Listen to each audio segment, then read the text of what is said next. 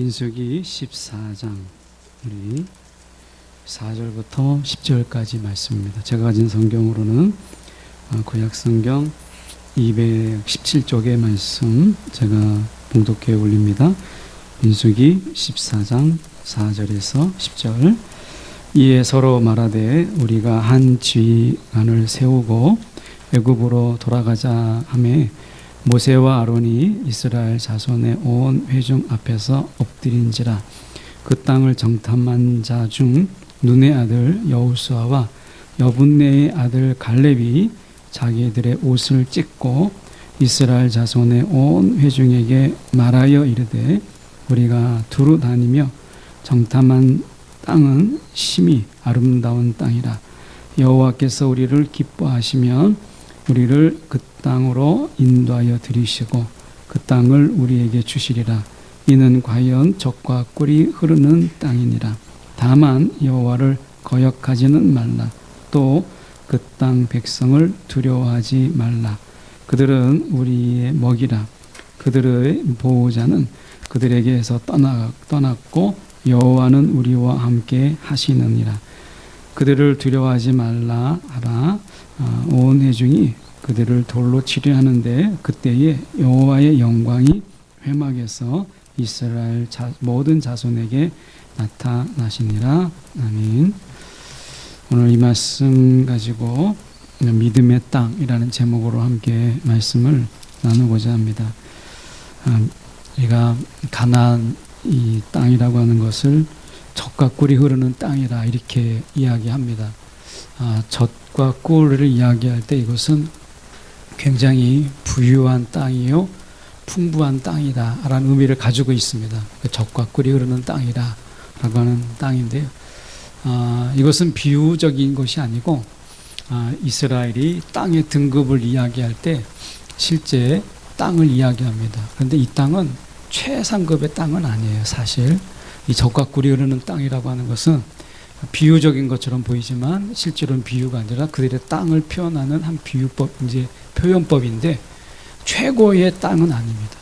그런데 이 땅은 어떻게 하느냐에 따라서 우리가 가장 좋은 땅이 될 수도 있고 가장 악한 땅이 될 수도 있는 거예요. 그래서 이 젖과 꿀이 흐르는 땅이라고 하는 표현을 하고 있는데, 오늘 말씀을 통해서 저희가 함께 왜 이 땅이 믿음의 땅인가 라고 하는, 믿음 없이는 들어갈 수 없는 땅이기 때문에 그런데요, 우리가 한번 정탐을 했던 이스라엘 입장에서 저희가 한번 보려고 합니다.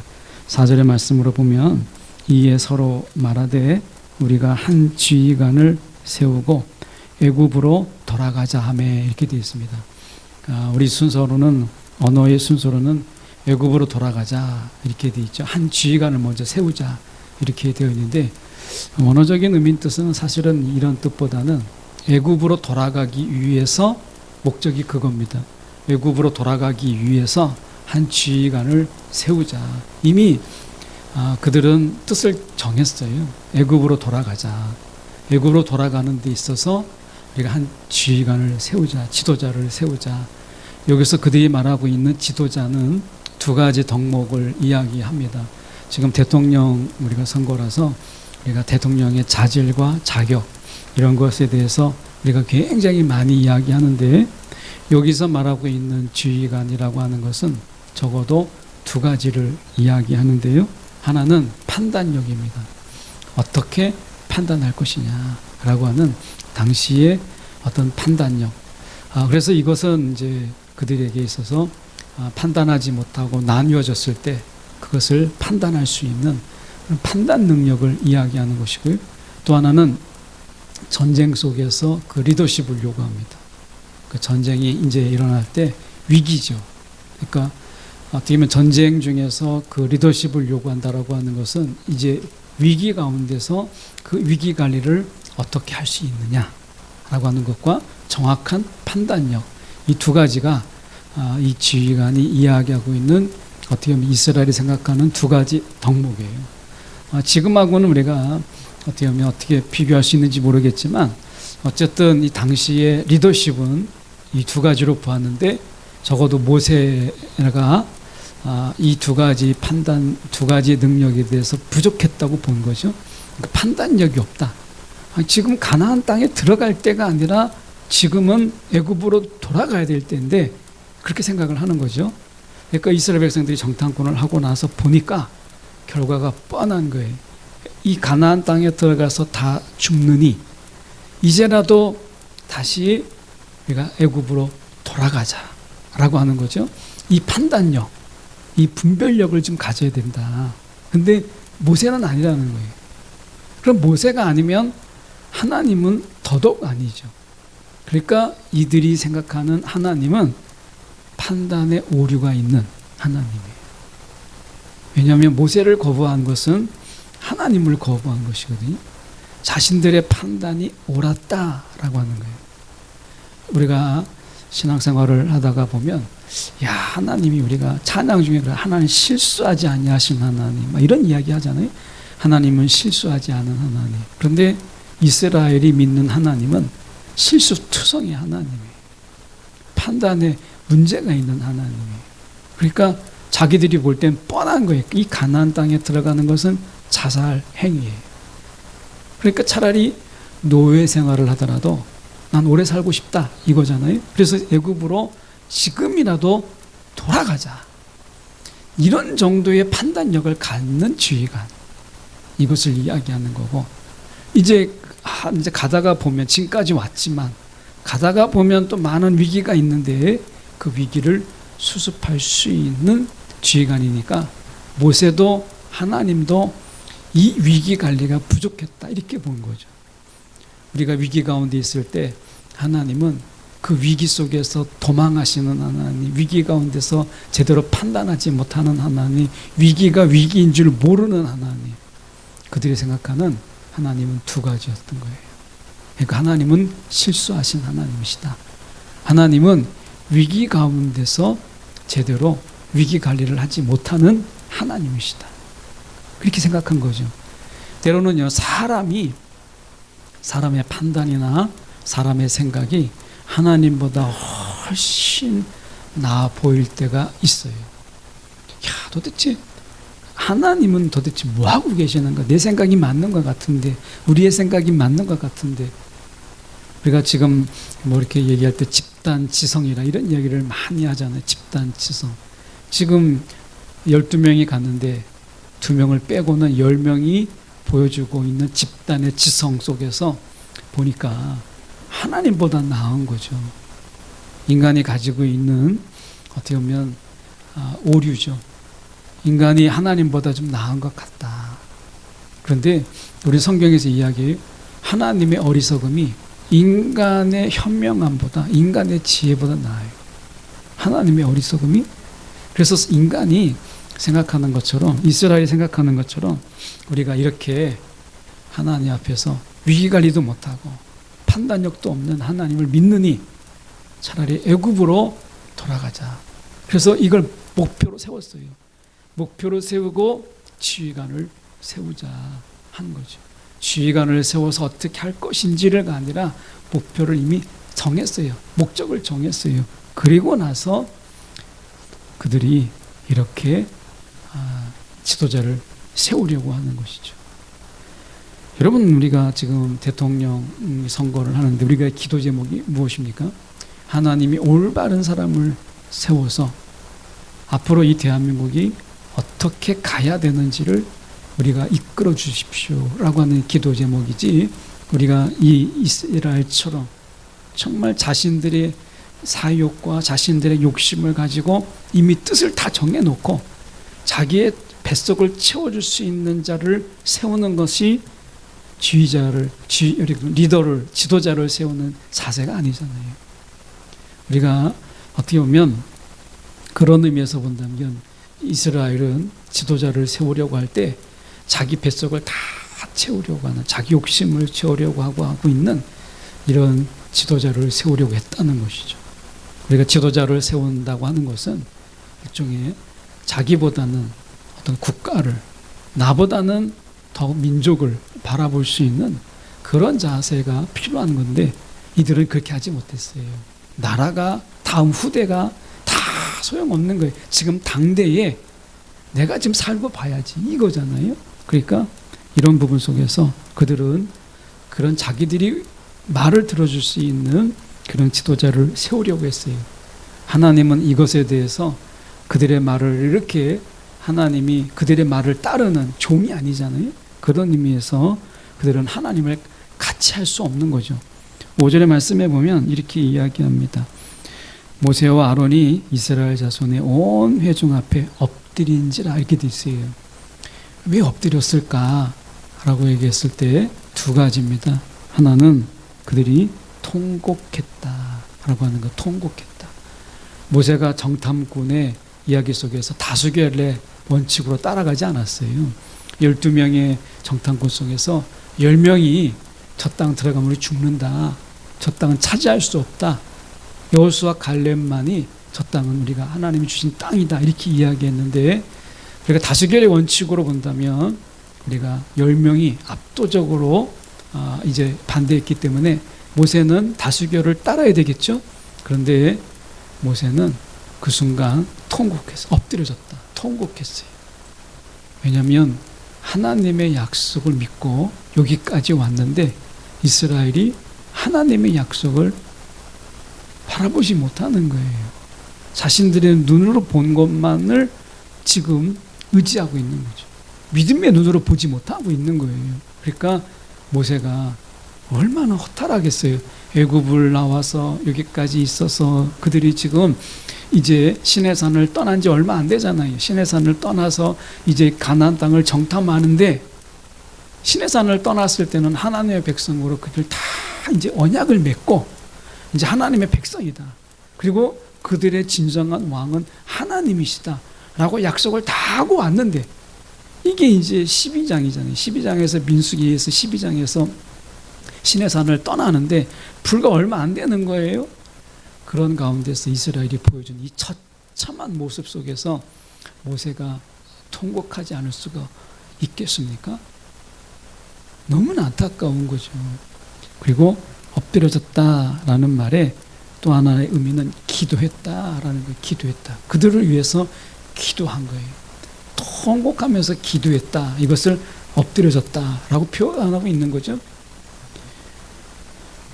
6절의 말씀에 보면 모세가 이렇게 통곡하며 기도하고 있을 때 이 여호수아가 이렇게 일어납니다. 그리고 갈렙이 일어나서 자기들의 옷을 찢어요. 얼마나 안타깝겠어요. 수적으로는 부족한데 정말 이건 아닌데 싶으니까 옷을 찢어요. 여러분 생각해 보세요. 이게 아직 광야예요. 아직 가나안 땅에 들어간 게 아닙니다. 그러니까 옷이라고 하는 것은 이때 당시에 생각해 보세요. 낮에는 엄청 덥고요. 밤에는 추워요. 그들에게 있어서는요. 옷은 겉옷은 이불과 같은 것이에요. 그런데 그 옷을 찢어버렸다는 거예요. 겨울에 뭘 덮고 자요? 낮에 해를 어떻게 피해요? 옷을 찢었다라고 하는 것은 어디 가서 옷을 살 수 있는 것도 아니고 갑자기 옷을 만들 수도 있는 것도 아니고 이들에게 있어서 옷은 얼마나 귀한 거예요. 그런데 옷을 찢었다는 거예요. 얼마나 마음에 속상하면 그렇겠습니까? 옷을 찢었다. 슬픔을 표현하기도 하는 것이죠. 그러는 가운데 그들이 이렇게 이야기합니다. 7절에서 보면 이렇게 말씀하죠. 이스라엘 자손의 온 회중에게 말하여 이르되 우리가 두루 다니며 정탐한 땅은 심히 아름다운 땅이라. 이 심히 아름다운 땅이라는 것은 히브리어로 보면 같은 말을 반복했어요. 매우 매우. 그래서 심히인데 두 번이나 반복합니다. 이 두 번이나 진짜 진짜 진짜 진짜 이거죠. 영어로 얘기하면 이제 very very very very nice 밑에 very very. 그러니까 이걸 두 번이나 반복을 하는 거예요. 그러니까 그들에게 있어서는 이거는 부인할 수 없는 정말 정말 우리가 성경에서 보면 이렇게 진짜를 이야기할 때 진실로 진실로 막 이렇게 반복하잖아요. 여기서도 보면 심히라는 말로 한 번으로 되어 있지만 히브리어를 보면 두 번 반복되어 있어요. 같은 말을 두 번 반복하는 거예요. 이거는 뭐냐면 진실로 진실로 뭐 이런 뜻인데 이들이 이야기할 때는 너무나 답답한 가운데 너무나 지금 아름다운 땅이다. 정말 정말 아름다운 땅이라 이렇게 말하고 있는 거예요. 어떻게 그 땅을 보면서 너희가 그렇게 말할 수 있느냐라고 하는 것이죠. 여러분, 우리가 이 세상을 바라볼 때 어떻게 보이십니까? 우리가 살아가는 땅을 가만히 보시면 어떻게 보십니까? 아마 한때 우리나라에서 아마 그때 이 청년들은 기억을 못하겠지만 여기 계신 분들 중에 연세 드신 분들은 좀 우리가 중년을 넘어서 되신 분들은 그때 한때 북한에서 비행기가 우리나라로 와가지고 사이렌을 서울에서 서울 한복판에 막 사이렌이 울린 적이 있었습니다. 그래서 지금 방송에 나와서 이건 막 실제 상황입니다. 실제 상황입니다. 이건 민방위 훈련이 아닙니다. 해가지고 북한의 전투기가 비행기 한 대가 막 넘어와서 실제로 넘어와가지고 나중에 귀수 나는 걸로 이제 알려졌지만 처음에 비행기가 이제 뭐 서울에 들어올까지 뚫려가지고 실제 상황이라고 막 사이렌도 울리고 이거는 실제 상황입니다. 그래가지고 그때 전쟁 나는 줄 알았어요. 나중에 보니까 이제 귀수 나는 거였죠. 여러분 그때 생각이 야 이거 전쟁 나는구나. 야 이제 죽었구나. 서울에 전투기가 떴으면 저 한 대뿐이겠나 뭐 이런 생각 들었잖아요. 이제 피난도 못 간다. 뭐 도로가 사방에 다 막힐 텐데 그때는 저희 집에는 차도 없었어요. 자전거 한 대 있었은 게 전부인데 그거 가지고 어디를 갈 수 있겠어요. 그냥 죽었구나 이렇게 생각을 했던 거죠. 여러분 우리가 생각해 볼 때 지금 그때 당시에 생각해 보면 우리가 전쟁터 그때 당시에 그걸 경험했던 사람들이 뜨끔해 가지고 많은 돈을 가지고 있었던 사람들이 한국을 떠났어요. 그때 막 실전 상황입니다. 막 실제 상황입니다. 이건 민방위 훈련이 아닙니다. 막 했을 때 놀랬던 사람들은 그때 다 금 팔고 돈 뭐 다 집 팔고 주식 팔고 해가지고 안전한 나라 가야 되겠다. 이거 전쟁 날 수 있는 땅이구나. 그래가지고 우리나라를 많이 떠났어요. 떠나서 돌아왔는지는 모르지만 그때 한참 한국을 떠나서 마치 엑소더스가 일어나는 것처럼 한국을 떠났습니다. 여러분 우리가 생각해 볼 때 외국에서 입장에서 볼 때는 한국 사람들이 이해가 안 된다는 거예요. 북한의 핵을 가지고 있죠. 핵무기를 껴안고 있는데 지금 그런 가운데 전쟁의 도발 속에서 미사일도 쏘죠. 그러는 건데 웬만하면 한국 사람은 놀라지도 않는 거예요. 미사일 쐈나 보다. 근데 외국에서 있는 사람들은 막 미사일 날아가죠. 핵이 가지고 있죠. 금방 전쟁 날 것 같아서 불안해서 못 살겠다는 거예요.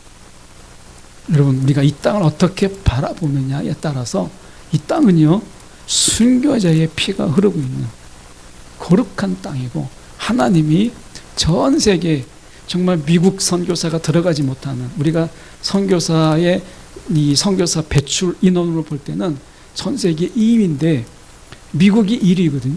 근데 미국 사람들이 들어가지 못하는 그 험난한 곳에는 다 한국 사람이 들어가 있어요. 험지는. 그러니까 한국 사람이 들어가지 못하는 땅은 없는 거예요.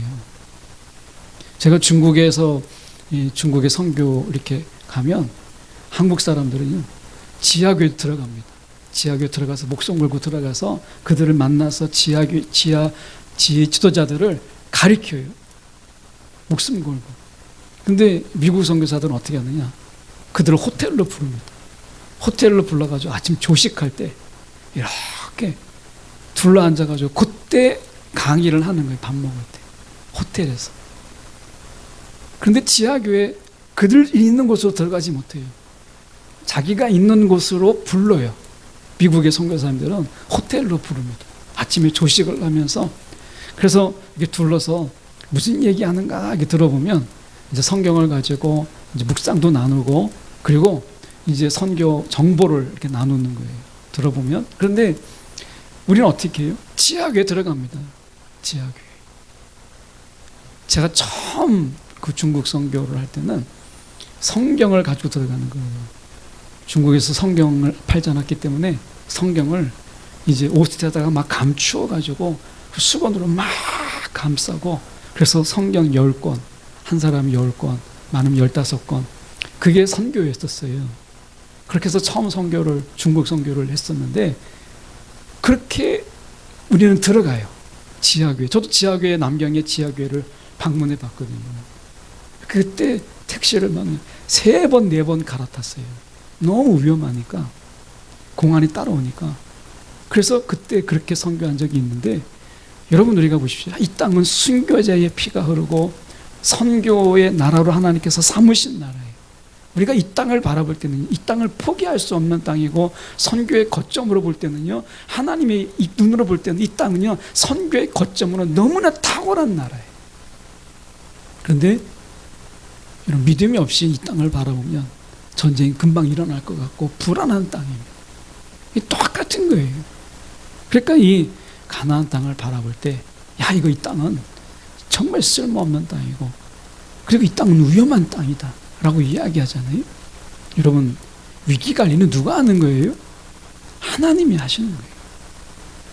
그들이 지금 심히 아름다운 땅이라 이렇게 이야기해요. 정말 정말 아름다운 땅이라 이렇게 이야기하는 거예요. 8절에 그가 이렇게 이야기합니다. 여호와께서 우리를 기뻐하시면, 조건은 딱 하나예요. 여호와께서 우리를 기뻐하시면, 하나님이 우리를 보시기에 정말 즐거우신다면, 기쁘시다면 우리 가운데 3가지가 일어나는데, 하나는 그 땅으로 인도하시고, 하나님 우리를 인도하시고, 2번째는 드리시고, 3번째는 주시리라 이렇게 이야기해요. 한 가지를 충족하면 3가지를 이루시는 하나님이십니다. 여러분, 우리가 하나를 하나님께 행하면 3가지를 이루세요.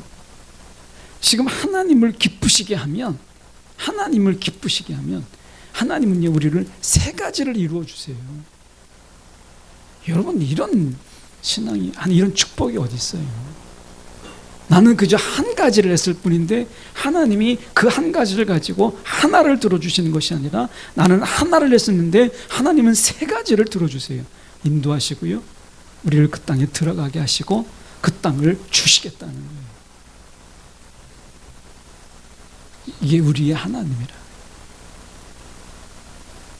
여러분, 여호수아와 갈렙을 가만히 하나님을 보니까 이 하나님이 어떤 분이시냐, 정탐꾼이 갔을 때, 야, 정말 이건 하나님이 주신 땅이다, 하나님을 정말 기쁘시게 하면, 그냥 하나님과 함께 기뻐하면, 하나님 내가 정말 이 땅을 보니까 너무나 귀한 땅입니다, 정말 이 땅이 정말 아름답습니다, 하나님과 함께 즐거워하기만 하면 하나님이 3가지를 주루신다는 거예요. 인도하시겠다는 거예요. 그 길을 인도하시겠다. 사람이 막아도 하나님이 들어가게 하신다는 거예요. 하나님이 그 땅을 주시겠다는 거예요. 여러분, 이런 하나님이 어디 계십니까? 여러분, 종교는 그렇지가 않죠. 종교는 자기가 신을 막 감동시킬 때까지 내가 있는 걸 다 쏟아내야 하나 들어줄까 말까 한 게 종교잖아요. 종교. 여러분, 우리가 이단들은 종교의 특성을 다 가지고 있죠. 이단들은 복음이 아니니까, 이단들은 어떻게 보면 우리가 알고 있는 것처럼 종교의 특징을 다 가지고 있어요. 그들에게 있어서 계속돼서 요구되는 속에서 그들은 더 많은 것을 요구하고 주는 것은 작아요. 근데 하나님은 어떠시냐? 하나님이 원하시는 것은 작지만 하나님이 우리 가운데 주시는 것은요, 30배, 60배, 100배처럼 하나님이 이렇게 많이 주시는 거예요.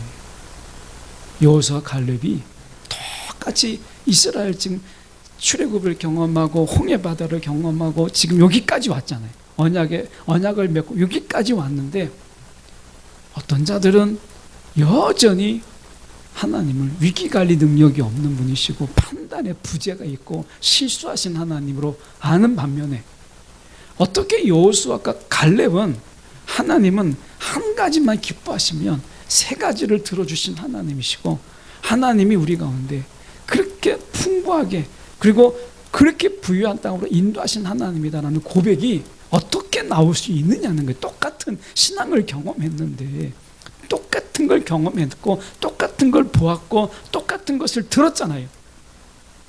이 차이가 뭘까? 라고 하는 거예요. 무슨 차이가 있을까? 정탐꾼 속에서 같은 곳을 봤고 같은 곳을 다녀왔는데, 그리고 지금 애굽에서 같이 있다가 똑같이 그들은 이 출애굽의 과정을 똑같이 겪었는데 왜 다를까? 라고 하는 거예요. 우리의 신앙이 그렇지 않아요? 우리가 똑같은 교회 안에서 똑같은 말씀을 듣고 똑같은 하나님을 믿고 똑같은 신앙생활을 하는데 다르잖아요. 왜 그럴까? 라고 하는 거예요. 저는 이 질문을 정말 해볼 수밖에 없는 게, 목회자 입장에서 다 여호수아 같고 다 갈렙 같으면 좋은데 우리가 그렇지 못한 거예요. 야, 이게 왜 그럴까? 어떻게 여호수아는 이랬고 갈렙은 이렇게 말할 수 있었을까? 너무 궁금하지 않아요? 그래서 제가 말씀을 좀 보니까 이거에 9절의 말씀을 보니까 이게 이런 말씀이 있더라고요. 9절의 말씀에 보면 다만 여호와를 거역하지는 말자. 다만 여호와께 우리가 거역하지는 말자. 최소의 장치를 두었다는 거예요. 최소의 장치. 여호수아와 갈렙은 최소의 이 마지노선이 있어요. 여기까지는 내려가지 말자 라고 하는 자기 나름대로의 선이 있었다는 거예요. 선. 여러분, 우리가 신앙생활을 하다가 보면 내가 여기까지는 내가 내려가지 말아야 되겠다, 내가 여기까지는 넘지 말아야 되겠다라고 하는 이 선을요, 여러분, 여호수아와 갈렙은 분명히 가지고 있었어요. 적어도 어떤 일이 있더라도 우리가 나는 하나님을 거역하는 일은 하지 않겠다, 이거 하나 분명한 기준을 가지고 있었어요. 여러분, 신앙의 기준을 가지세요. 신앙의 기준. 내가 여기까지는 내가 물러나지 않겠다라고 하는 신앙의 이 마지노선을 갖는 것이 중요하더라는 거예요. 여호수아 갈렙은 그들 속에서도 우리가 때로는 흔들릴 때가 있고 또 원망할 때도 있고, 그리고 어떻게 보면 속상할 때도 왜 없겠습니까? 그런데 적어도 그들은 적어도 여호와를 거역하지는 말자, 하나님을 거역하지는 말자, 이거예요. 이거. 이 선을 딱 정했어요. 이 선을 정했어요. 여러분, 신앙의 마지노선을 정하세요. 내가 어떤 경우에라도 내가 하나님의 명령, 하나님의 말씀을, 아니 여기서는 분명히 얘기하는데 하나님 말씀도 아닙니다. 하나님을 거역하지 말자. 하나님을 거역하지 말자. 이 선을 분명히 이들은 가지고 있었어요. 여러분, 그러나 다른 사람은 그렇지 않았어요. 여러분, 혹시 우리 안에 이 신앙의 선을 점점 올리는 거예요. 마치 띠틀을 할 때 우리가 믿음의 띠틀을 하잖아요. 할 때 그 띠틀의 단계를 한 단 한 단 올려서 내가 더 높은 곳까지 뛰어넘을 수 있도록 믿음의 띠틀을 한 칸 더 올리는 거죠. 내가 그것까지는 내가 내려가지 않는 거예요. 여러분, 어디까지 내가 어디까지는 내가 내려가지는 않겠다라고 하는 거. 올라가는 건 고사하고 내가 이 밑으로는 내가 내려가지 않겠다라고 하는 이런 분명한 선을 가지고 있습니까? 믿음의 선을 가지세요. 여호수아와 갈렙은 분명히 가지고 있어요. 다만 여호와를 거역하지는 말자. 내가 좀 부족해도, 내가 좀 약해도, 내가 싸움은 좀 못해도 그래도 내가 여호와는 거역하지 말자, 이렇게 이야기합니다. 여러분, 우리 신앙에서 이것도 까먹고 저것도 까먹고 이것도 잃어버리고 하지만 내가 이것만큼은 내가 빼앗기지 않겠다, 이것 밑에까지는 내려가지 않겠다라고 하는 게 여호수아와 갈렙은 있었고 나머지 10명은 없었다라고 하는 것이, 똑같은 경험과 똑같은 체험과 똑같은 들음이 있어도 차이가 있었다는 거예요. 차이가 있었다. 10명은 끝없이 추락했어요. 끝없이 바닥을 모를 정도로 추락했어요. 근데 여호수아와 갈렙은 그렇지 않았어요. 적어도 여호와를 거역하지는 말자. 이 선이 분명히 그에게 있었어요. 그래서 우리가 말씀에 보면 이렇게 이야기하죠. 또 그 땅 백성을 두려워하지 말라. 그들은 우리의 먹이라. 우리의 먹이라. 그들의 보호자. 이 보호자는 우리가 히브리어로 볼 때는 원래 그림자, 섀도우입니다. 이 그림자는 그들에게서 떠나갔다. 그림자는 그들에게 떠나갔다. 이 말이죠. 이것은 뭘 상징하는 거예요? 여호와는 의의 태양이세요. 태양이 쫙 내리니까 그들의 그림자가 어떻게 되겠어요? 줄어들고 보이지 않고 정오에 뜨게 될 때 그들의 그림자는 사라져버리게 되죠. 그러니까 어떻게 보면 그들의 그림자는 사라져버렸다. 떠나버렸다. 라고 하는 거예요. 우리와 함께 하시니 두려워하지 말라라고 이야기합니다. 분명히 이야기하죠. 우리의 먹이라. 이렇게 얘기해. 우리의 먹이라. 라고 이야기합니다. 이렇게 얘기할 때는 이제 언어적으로 우리의 빵이라 뭐 이렇게 표현하고 있는 것인데 우리의 먹이라 이렇게 이야기하지 않습니까? 그러니까 어떻게 보면 여호수아와 갈렙이 그 선을 지키고 그 선을 넘지 않았을 때 그들이 할 수 있는 말이었다는 거예요. 오늘 저와 여러분이 이 땅에 살면서 왜 어려움이 없겠습니까? 신앙이 흔들리기도 하고 믿음이 흔들리기도 하죠. 그런데 여러분, 우리가 신앙은 결단이 필요해요. 내가 여기는 넘지 않으리라 라고 하는 것이죠. 그래서 내가 여호와를 거역하지는 않으리라 라고 한 것이에요. 그래서 10절에 보니까 하나님이요 그들에게 증거를 보이세요. 하나님이 위로하십니다. 10절에 보시면 온 회중이 그들을 돌로 치려 하는데, 이 사람은 뭔가 직언을 하고 좋은 걸 가르쳐 주려고 하면 꼭 죽이려고 해요. 그래서 스데반에서 돌로 쳐서 죽게 하잖아요. 뭔가 옳은 소리를 하면 자꾸 그 사람을 죽이려고 해요. 이 회중이 못된 버릇이 그거잖아요. 지금 보면 온 회중이 그들을 돌로 치려 하는데, 이 돌로 왜 치는 거예요? 듣기 싫다는 거잖아요. 그러니까 돌로 치려 하는 거예요. 믿음으로 안 되니까 무력으로 하는 거예요. 믿음이 안 되니까 무력으로 하는 거잖아요. 그래서 돌로 치려 하는데, 그때 여호와의 영광이 회막에서 이스라엘 모든 자손에게 나타나시니라. 여기서 여호와의 영광은 하나님의 임재의 실제죠. 하나님의 임재가 그들 가운데 있는 거예요. 하나님의 실존이 그들 가운데 임하십니다. 그래서 그들 속에서 하나님이 여기서 무엇을 보여줘요? 순종하는 자에게는 축복을, 불순종하는 자에게는 저주를. 하나님은 하나님의 임재 속에서 순종하는 자를 분명히 보이시는 거예요. 순종하는 자와 순종하지 않는 자를 나누세요. 하나님의 임재 속에서 이것은 너무나 선명한 거예요. 누가 순종하고 있는지, 누가 불순종하고 있는지를 보이시는 것이죠. 여러분, 오늘 순종하는 자에게 하나님의 영광이 임하셨다는 거예요.